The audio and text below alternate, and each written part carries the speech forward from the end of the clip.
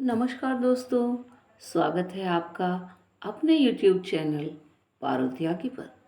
तो दोस्तों, आप सभी को संतान सप्तमी की हार्दिक शुभकामनाएं। सभी माताओं बहनों को संतान सप्तमी बहुत बहुत मुबारक हो। आज हम इस वीडियो में संतान सप्तमी व्रत कथा और उसके विधि विधान के बारे में आपको सुनाएंगे। तो बोलिए माता पार्वती और भगवान भोलेनाथ की जय हो। भाद्रपद मास के शुक्ल पक्ष की सप्तमी तिथि के दिन मुक्ताभरण संतान सप्तमी व्रत किया जाता है। कहीं पर इसे ललिता और कहीं पर अनंत सप्तमी भी कहा जाता है। यह व्रत विशेष रूप से संतान की प्राप्ति, संतान की रक्षा और संतान की उन्नति के लिए किया जाता है। इस व्रत में भगवान भोलेनाथ और माता गौरी की पूजा का विधान होता है। भादो मास के शुक्ल पक्ष की सप्तमी का व्रत अपने आप में विशेष महत्व रखता है और इसकी कथा पढ़ने से और सुनने से पुण्य की प्राप्ति होती है, संतान की रक्षा होती है। भाद्र मास शुक्ल पक्ष की सप्तमी तिथि 9 सितंबर सोमवार को रात्रि 9:53 से शुरू होगी और इस तिथि का समापन 10 सितंबर 2024 मंगलवार को रात्रि 11:11 पर होगा। हम आपको बताते चलें कि साल 2024 में संतान सप्तमी 10 सितंबर दिन मंगलवार को मनाई जाएगी। तो आइए दोस्तों, बात करते हैं संतान सप्तमी व्रत विधि की। उसके बाद बड़े ही ध्यान से और अपने मन से कथा सुनेंगे। तो संतान सप्तमी का व्रत माताओं के द्वारा अपनी संतान के लिए किया जाता है। इस व्रत को करने वाली माता को प्रातःकाल स्नान और नित्यक्रम क्रियाओं से निवृत्त होकर स्वच्छ वस्त्र धारण करने चाहिए। इसके बाद प्रातःकाल में भगवान विष्णु और भगवान भोलेनाथ की पूजा अर्चना करनी चाहिए और सप्तमी व्रत का संकल्प लेना चाहिए। निराहार व्रत कर सकते हैं। जो नहीं कर सकते वो दोपहर में चौक पूर कर चंदन, अक्षत, धूप, दीप, नैवेद्य, सुपारी तथा नारियल आदि से फिर से भगवान भोलेनाथ की और माता गौरी की पूजा करें। सप्तमी तिथि के व्रत में नैवेद्य के रूप में खीर पूरी तथा गुड़ के मालपुए बनाए जाते हैं। संतान की रक्षा की कामना करते हुए भगवान भोलेनाथ को कलावा अर्पित किया जाता है तथा बाद में इसे स्वयं धारण कर इस व्रत की कथा सुनते हैं। तो आइए दोस्तों, सुनते हैं संतान सप्तमी व्रत कथा। एक दिन महाराज युधिष्ठिर ने भगवान से कहा कि हे प्रभु, कोई ऐसा उत्तम व्रत बतलाइए जिसके प्रभाव से मनुष्य के अनेकों सांसारिक क्लेश दूर होकर वे पुत्र एवं पौत्रवान हो जाए। ये सुनकर भगवान बोले कि हे राजन, तुमने बड़ा ही उत्तम प्रश्न किया है। मैं तुमको एक पौराणिक इतिहास सुनाता हूँ, तुम ध्यानपूर्वक सुनो। और हाँ, इसे बीच में बिल्कुल मत सुनना बंद करना, क्योंकि आधा अधूरा ज्ञान अच्छा नहीं होता है। एक समय की बात है, लोमश ऋषि ब्रजराज की मथुरापुरी में वसुदेव के घर गए। ऋषिराज को आया हुआ देख करके दोनों अत्यंत प्रसन्न हुए तथा उनको उत्तम आसन पर बैठाकर उनका अनेक प्रकार से वंदन और सत्कार किया। फिर मुनि के चरणोदक से अपने घर तथा शरीर को पवित्र किया। वह प्रसन्न होकर उनको कथा सुनाने लगे। कथा के कहते लोमश ऋषि ने कहा कि हे देव की, दुष्ट दुराचारी पापी कंस ने तुम्हारे कई पुत्र मार डाले हैं, जिसके कारण तुम्हारा मन अत्यंत दुखी है। इसी प्रकार राजा नाहुष की पत्नी चंद्रमुखी भी दुखी रहा करती थी, किंतु उसने संतान सप्तमी का व्रत विधि विधान सहित किया, जिसके प्रताप से उनको संतान का सुख प्राप्त हुआ। ये सुनकर देवकी ने हाथ जोड़कर मुनि से कहा कि हे ऋषिराज, कृपया करके रानी चंद्रमुखी का संपूर्ण वृतांत तथा इस व्रत को विस्तार सहित मुझे बतलाइए, जिससे मैं भी इस दुख से छुटकारा पा सकूं। लोमश ऋषि ने कहा कि हे देवकी, अयोध्या के राजा नहुष थे। उनकी पत्नी चंद्रमुखी अत्यंत ही सुंदर थी। उसके नगर में विष्णुगुप्त नाम का एक ब्राह्मण रहता था। उसकी स्त्री का नाम भद्रमुखी था। वह भी अत्यंत ही रूपवती सुंदरी थी। रानी और ब्राह्मणी में अत्यंत प्रेम था। एक दिन वे दोनों सरयू नदी में स्नान करने के लिए गईं। वहां उन्होंने देखा कि अन्य बहुत सी स्त्रियां सरयू नदी में स्नान करके निर्मल वस्त्र पहनकर एक मंडप बनाकर शंकर और माता पार्वती की मूर्ति स्थापित करके पूजा कर रही हैं। रानी और ब्राह्मणी ने ये देखकर उन स्त्रियों से पूछा कि बहनों, तुम किस देवता का और किस कारण से पूजन व्रत आदि कर रही हो? तब ये सुनकर उन स्त्रियों ने कहा कि हम सनातन संतान सप्तमी का व्रत कर रही हैं और भगवान भोलेनाथ और माता गौरी का पूजन चंदन अक्षत आदि से षोडशोपचार विधि से किया है। यह सब इसी पुनि व्रत का विधान है। ये सुनकर रानी और ब्राह्मणी ने भी इस व्रत के करने का मन ही मन में संकल्प ले लिया और दोनों अपने घर लौट आई। ब्राह्मणी भद्रमुखी तो इस व्रत को नियम पूर्वक करती रही, किंतु रानी चंद्रमुखी राजमद के कारण कभी इस व्रत को करती, कभी ना करती, कभी भूल जाती, कभी फिर करने लगती। कुछ समय बाद दोनों ही मर गईं। दूसरे जन्म में रानी बंदरिया और ब्राह्मणी ने मुर्गी की योनि पाई, परंतु ब्राह्मणी मुर्गी की योनि में भी कुछ नहीं भूली और भगवान भोलेनाथ तथा माता गौरी का ध्यान करती रही। उधर रानी बंदरिया की योनि में भी सब कुछ भूल गई। थोड़े समय के बाद दोनों ने फिर से देह त्याग दी। अब इनका तीसरा जन्म मनुष्य योनि में हुआ। उस ब्राह्मणी ने एक ब्राह्मणी के यहाँ कन्या के रूप में जन्म लिया। उस ब्राह्मण कन्या का नाम भूषण देवी रखा गया तथा विवाह गोकुल निवासी अग्निशील ब्राह्मण से कर दिया गया। भूषण देवी इतनी सुंदर थी कि वह आभूषण रहित होते हुए भी अत्यंत सुंदर लगती थी। कामदेव की पत्नी रति भी उसके सम्मुख लजाती थी। भूषण देवी के अत्यंत सुंदर सर्वगुण संपन्न चंद्रमा के समान धर्मवीर कर्मनिष्ठ सुशील स्वभाव वाले 8 पुत्र उत्पन्न हुए। यह सब भगवान भोलेनाथ के व्रत का पुनीत फल था।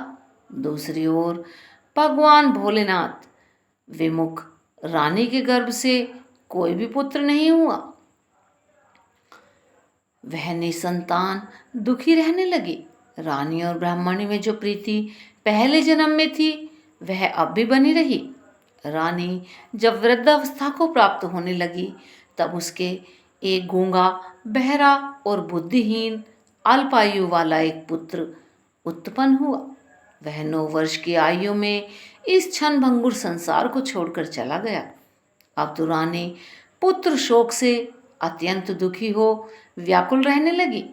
देवयोग से भूषण देवी यानी कि जो ब्राह्मणी थी रानी के यहाँ अपने पुत्रों को लेकर पहुंची। रानी का हाल सुनकर उसे भी बहुत दुख हुआ, किंतु इसमें किसी का क्या वश चलता है।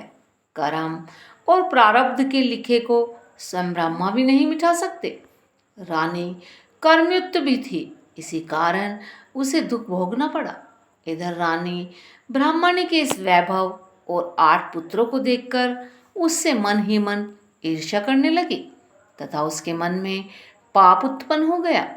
उस ब्राह्मणी ने रानी का संताप दूर करने के लिए निमित्त अपने 8 पुत्रों को रानी के पास छोड़ दिया। रानी ने पाप के वशीभूत होकर उस ब्राह्मणी के पुत्रों की हत्या करने के विचार से लड्डू में जहर मिलाकर उनको खिला दिया, परंतु भगवान भोलेनाथ की कृपा से एक भी बालक की मृत्यु न हो सकी। ये देखकर तो रानी अत्यंत ही आश्चर्यचकित हो गई। और इस रहस्य का पता लगाने की बात मन में ठान ली। भगवान की पूजा से निवृत्त होकर जब भूषण देवी आई तो रानी ने उससे कहा कि मैंने तेरे पुत्रों को मारने के लिए इनको जहर मिलाकर लड्डू खिला दिए, किंतु इनमें से एक भी नहीं मरा। ऐसा तूने कौन सा दान पुण्य व्रत किया है जिसके कारण तेरे पुत्र नहीं मरे और तू नित नए सुख भोग रही है? तेरा बड़ा सौभाग्य है। इनका भेद तू मुझसे निष्कपट होकर समझा दे, मैं तेरी बड़ी ही ऋणी रहूंगी। रानी के ऐसे दीन वचन सुनकर भूषण ब्राह्मणी कहने लगी, सुनो, मैं तुमको तुम्हारे और अपने 3 जन्म का हाल सुनाती हूँ, सो ध्यान पूर्वक सुनना। पहले जन्म में तुम राजा नहुष की पत्नी थी और तुम्हारा नाम चंद्रमुखी था, जबकि मैं तब भी एक ब्राह्मणी थी और मेरा नाम भद्रमुखी था। तुम दोनों अयोध्या में रहते थे और मैं तुम्हारी बहुत ही बड़ी सखी थी। एक दिन हम दोनों सरयू नदी में स्नान करने गईं और दूसरी स्त्रियों को संतान सप्तमी का व्रत करते, शिव जी का पूजन अर्चन करते देखकर हमने इस उत्तम व्रत की विधि उनसे पूछी और व्रत को करने की प्रतिज्ञा अपने मन में मना ली, किंतु तुम सब भूल गईं और झूठ बोलने का दोष तुमको लगा, जिससे तुम आज भी भोग रही हो। मैंने इस व्रत को आचार विचार सहित नियम पूर्वक सदैव किया और मैं आज भी करती हूँ। दूसरे जन्म में तुमने बंदरिया का जन्म लिया तथा मुझे मुर्गी का जन्म मिला। भगवान भोलेनाथ की कृपा से, इस व्रत के प्रभाव से तथा भगवान को इस जन्म में भी मैं ना भूल पाई और निरंतर उस व्रत को नियमानुसार करती रही। तुम अपने बंदरिया के जन्म में भी ये सब भूल गई। मैं तो समझती हूँ कि तुम्हारे ऊपर ये जो भारी संकट है उसका एकमात्र यही कारण है, दूसरा और कोई कारण नहीं है। इसीलिए मैं तुम्हें कहती हूँ कि अब संतान सप्तमी के व्रत को विधि सहित कीजिए, जिससे आपका ये संकट दूर हो जाएगा। तब लोमेश ऋषि ने कहा कि हे देवकी, भूषण ब्राह्मणी के मुख से अपने पूर्व जन्म की कथा तथा व्रत संकल्प इत्यादि सुनकर रानी को पुरानी बातें याद आ गईं और रानी पश्चाताप करने लगी। तब भूषण ब्राह्मणी के चरणों में पड़कर क्षमा याचना करने लगी और भगवान भोलेनाथ पार्वती जी की अपार महिमा के गीत गाने लगी। उस दिन से रानी ने नियमानुसार संतान सप्तमी का व्रत किया, जिसके प्रभाव से रानी को संतान सुख भी मिला तथा संपूर्ण सुख भोग कर रानी शिवलोक को प्राप्त हो गई। भगवान भोलेनाथ का व्रत का ऐसा प्रभाव है कि पथ भ्रष्ट मनुष्य भी अपने पथ पर अग्रसर हो जाता है और अनंत ऐश्वर्य भोग कर अंत में मोक्ष पाता है। लोमश ऋषि ने फिर कहा कि हे देवकी, इसीलिए मैं तुमसे भी कहता हूँ कि तुम भी इस व्रत को करने का संकल्प अपने मन में करो, तो तुमको भी संतान सुख मिलेगा। इतनी कथा सुनकर देवकी हाथ जोड़कर लोमश ऋषि से पूछने लगी कि हे ऋषिराज, इस पुनित उपवास को मैं अवश्य ही करूंगी, किंतु आप इस कल्याणकारी एवं संतान सुख देने वाली संतान सप्तमी का व्रत का विधान नियम मुझे विस्तार से समझाइए। ये सुनकर ऋषि बोले कि हे देवकी, यह पुण्य व्रत भादो के महीने में शुक्ल पक्ष की सप्तमी के दिन किया जाता है। इस दिन ब्रह्म मुहूर्त में उठकर किसी नदी अथवा कुएं में पवित्र जल में स्नान करके निर्मल वस्त्र पहनने चाहिए। श्री भगवान भोलेनाथ तथा माता पार्वती जी की मूर्ति की स्थापना करनी चाहिए। इन प्रतिमाओं के सम्मुख सोने चांदी के तारों का अथवा रेशम का एक गंडा बनाना चाहिए। उस गंडे में 7 गांठें लगानी चाहिए। इस गंडे को धूप दीप अष्टगंध से पूजा करके अपने हाथों में बांधें और भगवान शंकर से अपनी मनोकामना सफल होने की प्रार्थना करें। तदंतर सात मालपुआ बनाकर भगवान भोलेनाथ को और माता पार्वती को भोग लगाएं तथा साथ ही मालपुए एवं यथाशक्ति सोने अथवा चांदी की अंगूठी बनवाकर इन सबको एक तांबे के पात्र में रखकर और उनका षोडशोपचार विधि से पूजन करके किसी सदाचारी धर्मनिष्ठ सुपात्र ब्राह्मण को दान देना चाहिए। उसके पश्चात 7 मालपुए स्वयं प्रसाद के रूप में ग्रहण करें। इस प्रकार इस व्रत का पारायण करना चाहिए।